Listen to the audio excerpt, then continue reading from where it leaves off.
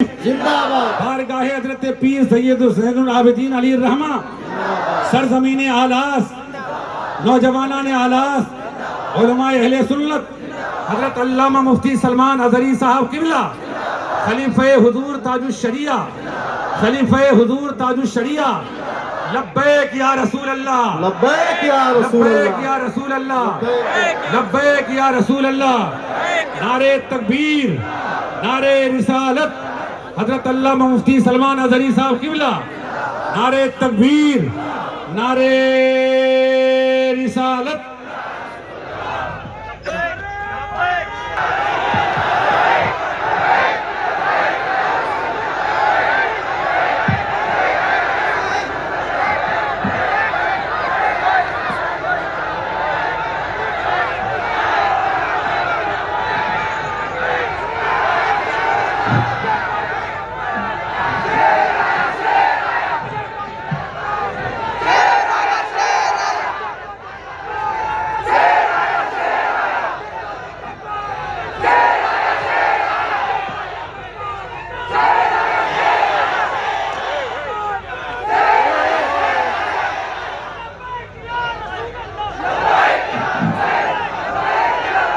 منبر نبی پر جلوہ بار سادات، مشائخ، علماء ذویل احترام، اساتین ملت، حاضرین اہل سنت و جماعت، السلام علیکم ورحمۃ اللہ وبرکاتہ۔ الحمدللہ الحمدللہ الحنان المنان الذي خلق الإنسان وعلمه البيان، والصلاة والسلام على رسوله سيد الإنس والجان وعلى آله وأصحابه ذوي الخير والإحسان، أما بعد فأعوذ بالله من الشيطان الرجيم، بسم الله الرحمن الرحيم، وما أمروا إلا ليعبدوا الله مخلصين له الدين، صدق اللہ مولانا العظیم۔ بارگاہ رسالت میں آپ صلی اللہ تعالیٰ علیہ وسلم میں ایک بار درود پاک کا ہدیہ پیش کریں۔ اللہم صلی علی سیدنا محمد معدن الجود والکرم وآلہ واصحابہ الکرام وابنہ الکریم وبارک وسلم صلاة دائمة سرمدا ابدا۔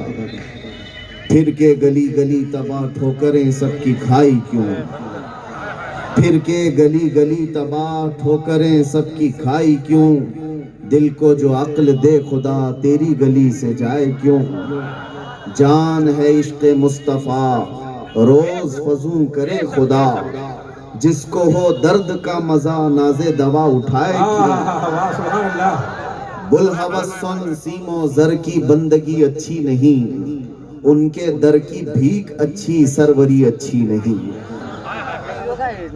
میرے عزیزوں، آلاس کی سرزمین پر میں میرے کرم فرما آل رسول سید ظہیر عباس صاحب قبلہ ادام اللہ اقبالہ کے حکم پر حاضر آیا ہوں، اور بات در حقیقت یہ ہے کہ ہم نسبتوں والے لوگ ہیں، اور نسبتیں ہمیں کھینچ کر کے ان مقامات پر پہنچاتی ہیں جہاں تک ہمیں پہنچنا ہوتا ہے۔ وہ اور ہوگا جس کا تار کٹا ہوگا، کبھی ادھر گرے کبھی ادھر گرے، جس کا تار مضبوطی سے جڑا ہے یہاں بٹن لگاؤ روشنی مدینے تک ہی پہنچے، اس کے تار میں جو جڑاؤ ہے وہ اسے مدینے کی نسبت تک پہنچا ہی دیتا ہے۔ میں آپ تمامی حضرات کے جذبات کی قدر کرتا ہوں، اکثر و بیشتر نوجوان باہر سے بھی آئے ہوئے ہوں گے، اور میرے آنے سے قبل ہر جگہ پر میں نے ایک چیز محسوس کیا ہے، ایک بری چھبی پیش کی جاتی ہے پورے علاقے میں۔ ہمارے دیش کے جو برادران وطن ہندو لوگ ہیں، جس بھی سماج سے تعلق رکھتے ہیں، ان کے درمیان ایک چیز پھیلا دی جاتی ہے کہ مولانا بھڑکاؤ بھاشن کرتا ہے، اور لوگوں میں ایک الگ میسج جاتا ہے۔ میرے عزیزوں، میں اس کی صفائی نہیں دینا چاہتا، لیکن میں ان کو یہ دعوت ضرور دوں گا کہ کبھی ان کی پھیلائی ہوئی باتوں کو تو بہت سنا، ہماری باتوں کو بھی تو ذرا سنو۔ واہ واہ واہ واہ۔ کبھی بھی ہمارا ٹارگٹ کوئی کمیونٹی نہیں ہے، کوئی قوم نہیں ہے۔ لوگوں نے اس کو توڑ مروڑ کر کے پیش کیا ہے۔ ایک بات یاد رکھیں، یہ بھی ایک چال بازی ہے۔ آج پوری میڈیا اس پر کام کر رہی ہے۔ اگر آپ کسی کے برے کام کو انگلی اٹھا کر کے بولو گے تو کہیں گے پورے سماج کو گالی دے رہا ہے۔ ہمیں کیا پڑی ہوئی ہے کسی کو گالی دینے کی، کسی کو برا کہنے کی؟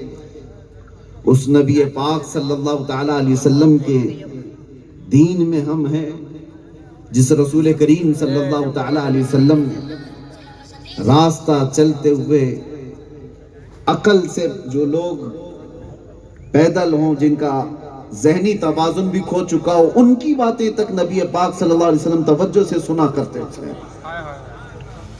ہمارا یہ مزاج نہیں ہے۔ لیکن ایک بات میں آپ کو بتاتا ہوں، جو بھی کسی بھی جگہ کا ہو، وہ چاہے ٹوپی پہنا ہوا ہو، جبہ پہنا ہوا بھی کیوں نہ ہو، اگر نبی پاک صلی اللہ علیہ وسلم کی طرف گستاخی کی انگلی اٹھاتا ہے تو پھر ہم چھوڑتے نہیں۔ ہم یہ نہیں دیکھتے ہیں کہ وہ کس جگہ سے تعلق رکھتا ہے۔ یہی میرا جرم ہے، یہی میرا قصور ہے، جس کی وجہ سے ہمارے چہرے کو لوگوں کے درمیان ڈراؤنا بنا کر پیش کیا گیا ہے۔ اور بیچارے پولیس ڈپارٹمنٹ والے جو شروع میں جانتے نہیں، لیکن جیسے جیسے ہمارے جلسے کی تاریخ قریب آتی ہے، ان کے اندر ایک اور چیز ہلچل پیدا ہو جاتی ہے۔ کون آ رہا ہے؟ یہ کتنی خبریں آ رہی ہیں، ادھر سے بھی فون آ رہے ہیں، ادھر سے بھی فون آ رہے ہیں۔ میں ان کی مجبوری بھی سمجھتا ہوں، میں جانتا ہوں ہر جگہ سے لا اینڈ آرڈر خراب ہو جائے گا، ڈسٹرب ہو جائے گا۔ میں آپ کو بتاتا ہوں، پچھلے 3 سالوں میں 200 سے زیادہ جلسے کیے ہوں گے۔ ایک بھی جگہ لا اینڈ آرڈر خراب ہوا ہے تو مجھے لا کر کے دکھا دیں، ایک بھی جگہ۔ لیکن ہزاروں ایسے نوجوانوں کو میں ڈپارٹمنٹ کے سامنے کھڑا کر سکتا ہوں جو نبی پاک کی محبت میں انہوں نے نشہ کو چھوڑ دیا۔ نعرہ تکبیر، نعرہ رسالت۔ ایک دو نہیں، سینکڑوں کی تعداد میں ہیں جن کی زندگیاں کچھ اور تھیں، لیکن میں یہ نہیں کہتا میری وجہ سے، حضور پاک کی محبت کی وجہ سے، نبی پاک صلی اللہ تعالیٰ علیہ وسلم کے نام کی نسبت کی وجہ سے انہوں نے اپنی پرانی و عیاش زندگی کو ختم کر دیا ہے۔ لوگ یہ الزامات لگاتے رہتے، لا اینڈ آرڈر ڈسٹرب ہو جائے گا، لوگ بگڑ جائیں گے، ماحول خراب ہو جائے گا۔ یہ نفرتی لوگوں کے بارے میں اتنی بات کہوں گا کہ ہر سماج میں لوگ ہوتے ہیں، اور ایسے کیڑوں کی بات پر ذہن نہیں دینا چاہیے۔ موسم میں آتے اور موسم میں چلے جاتے ہیں۔ بات آپ دیکھیں، ہم جس ملک میں رہ رہے ہیں، یہ وہ دیش ہے جہاں برسوں سے ایسی ڈائیورسٹی موجود ہے کہ اس کو کوئی توڑ نہیں پایا، آج تک کوئی توڑ نہیں پایا۔ آپ کو پتہ ہے ہندوستان کی یہ خصوصیت ہے، پوری دنیا میں بہت ساری کنٹریز کو دیکھا ہے، بہت سارے ملکوں کو جا کر کے دیکھا ہے، وہاں ایک قوم اپنی ہی قوم کو مار رہی ہے۔ آپ جا کر کے نیوز اٹھا کر کے دیکھیں، معلومات ہوں گی آپ کو۔ مسلمان ہے تو مسلمان کو ہی مار رہا ہے، دوسری کوئی کنٹری میں پورے کے پورے وہی لوگ ہیں، وہ آپس میں ایک دوسرے کو مار رہے ہیں۔ ہم جس ملک میں رہ رہے ہیں، ہندوستان میں، میرے عزیزوں، یہاں ایک دو نہیں، 200 سے زیادہ جاتیاں، 200 سے زیادہ دھرم والے لوگ موجود ہیں۔ ایک دو نہیں، 200 سے زیادہ ریلیجنز یہاں پر موجود ہیں، اور سب جی رہے ہیں، سب جی رہے ہیں۔ اور یہ سرکار غریب نواز کا، ان کے آستانے کی برکت کا میں یہ کھل کر کے اظہار کرتا ہوں کہ جتنے کھل کر آزادی کے ساتھ آپ اپنے دین پر اس زمین پر عمل کر رہے ہیں، دوسری جگہوں پر اتنے آسانی سے عمل بھی نہیں۔ یہ اولیاء کاملین کی نسبتوں کا اثر، نعرہ رسالت، یہ اولیاء کاملین کی نسبتوں کا اثر ہے۔ یہ وہ دیش ہے جہاں ہندو مصلی بچھا کر دیتا ہے کہ مسلمان نماز پڑھ لے۔ کیا یہ دیش نہیں ہے؟ ہم نے ان تمام چیزوں کو کہاں پر گالی گلوچ کر کے ختم کیا ہے؟ کس کو ہم نے ہرٹ کیا ہے؟ ابھی میں آلاس آیا، میرے عزیزو، علماء ایک طرف، عوام ایک طرف، حاجی